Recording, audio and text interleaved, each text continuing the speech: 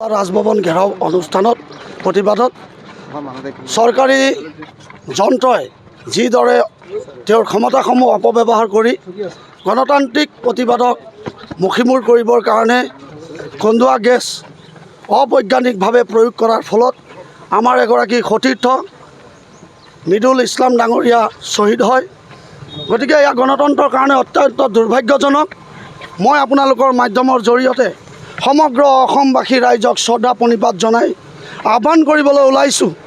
এয়া কেৱল কংগ্ৰেছ দলৰ কৰ্মীসকলক স্বৈৰাচাৰী বিজেপি চৰকাৰে অত্যাচাৰ কৰা নাই।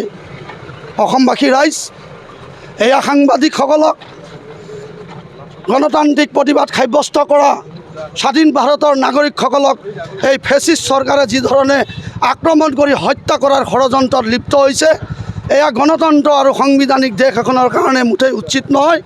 গতিকে কেৱল এই কংগ্ৰেছ দলৰ কৰ্মীৰ প্ৰতি অত্যাচাৰ কৰিছে বুলি নাভাবি সমগ্ৰ অসমৰ দল সংগঠন শ্ৰদ্ধাৰ ৰাইজক আহ্বান জনাইছোঁ যে এইখন আমাৰ অসম, এইখন আমাৰ ভাৰতবৰ্ষ।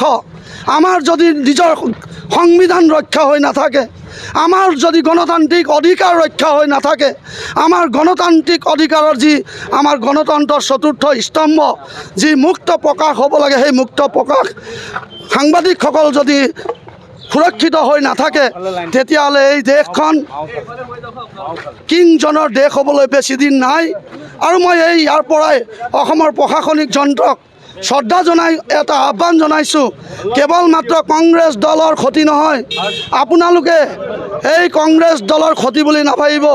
আপোনালোক ৰাইজৰ সেৱাৰ কাৰণে আপোনালোকক মোতায়েন কৰা হৈছে। আপোনালোকে এই বিজেপি চৰকাৰৰ চক্ৰ ছায়াত ভৰি নিদি অসমৰ প্ৰশাসনিক ব্যৱস্থাক মই কাটৰ আহ্বান জনাইছোঁ। গণতন্ত্ৰ কেৱল কংগ্ৰেছৰ কাৰণে নহয়, গণতন্ত্ৰ কেৱল সাংবাদিকসকলৰ কাৰণে নহয়, গণতন্ত্ৰ ভাৰতবৰ্ষৰ অসমৰ প্ৰত্যেকটো জাতি জনগোষ্ঠীৰ কাৰণে অত্যন্ত প্ৰয়োজনীয়। আমাক এই ফেচিষ্ট নৰেন্দ্ৰ মোদী আৰু বিজেপি চৰকাৰৰ গোলাম হ'বলৈ নিদিব। আপোনালোকৰ ঘৰতো সৰু সৰু ল'ৰা ছোৱালী আছে, শান্তি আৰু প্ৰগতিৰ অসম গঢ়িবলৈ আপোনালোকে গণতান্ত্ৰিক প্ৰতিবাদক আপোনালোকে সহায় কৰক, সহযোগিতা কৰক। হিমন্ত বিশ্ব শৰ্মা চৰকাৰৰ জৰিয়তে বিজেপি চৰকাৰৰ ছত্ৰছায়াত থাকি আপোনালোকে এই ৰাজনীতিৰ ৰাজনীতিৰ বাতাবৰণ গঢ়ি নুতুলিব। এয়া অসমীয়া জাতিটোৰ বহুত ক্ষতি হ'ব, ভাৰতবৰ্ষৰ ক্ষতি হ'ব, যি ক্ষতি পূৰণ কৰিবলৈ আমাৰ যুগ যুগ লাগি যাব। গতিকে মই আহ্বান জনাইছোঁ, মৃদুল ইছলামৰ এই শ্বহীদ হৈছে, তেওঁলোকৰ কোনো হৃদয়ত অনুকম্পা নাই। মানৱে মানৱৰ যি শত্ৰুতা কৰিছে, মানৱৰ মাজত আমি আজি দানৱৰ যি আচৰণ দেখিছোঁ, সেই আচৰণ আমি বিজেপি চৰকাৰত দেখিছোঁ। গতিকে এই আচৰণ শেষ হ'ব লাগিব। অসমখনত শান্তি আৰু প্ৰগতিৰ দিশত আগুৱাই নি কংগ্ৰেছ দলে যিটো ৰাজভৱন ঘেৰাও কাৰ্যসূচী লৈছিল, সেই কাৰ্যসূচীত প্ৰৰোচিতভাৱে টিয়াৰ গেছৰ নামত মৃদুল ইছলাম বুলি আমাৰ এজন সহকৰ্মীক হত্যা কৰা হ'ল।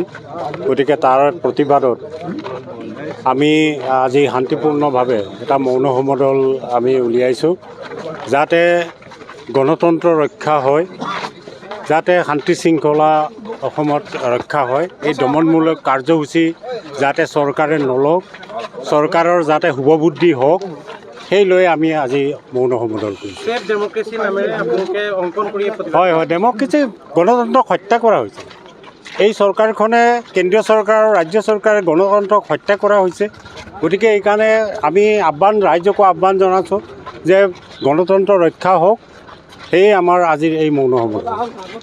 যিকোনো খবৰৰ বাবে যোগাযোগ কৰক 7099017330 লগতে 7099017110 নম্বৰত।